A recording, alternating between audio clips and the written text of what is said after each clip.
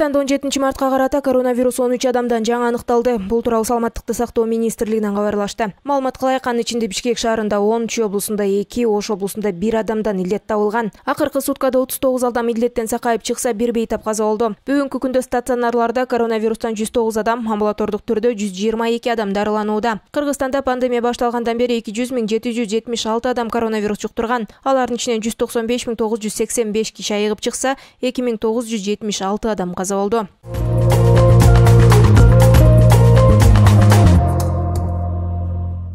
Кар көчкү түшүп долоон ашуусу убактылуу жабылды. Бул тууралуу Нарын облустук ички иштер башкармалыгынын басма сөз кызматынан кабарлашты. Маалымат кылайык, Бишкек Нарын Торугарт унаа жолунун 296-чакырымында тактап айтканда долоон ашуусунда 2022 жылдын 17 март күнү болжол менен саат 10 чамаларында кар көчкү түшүп, жол убактылуу жабылды. Нарын облустук ички иштер башкармалыгынын жол кыймылынын коопсуздугун камсыз кылуу бөлүмү Бишкек Нарын жана Нарын Бишкек багыттарындагы унаалардын айдоочуларына түшүндүрүү иштерин жүргүзүп жатышат. Азыркы учурда унаа жолдун жогорудагы аталган бөлүмүндө убактылуу чектөөлөр киргизилди.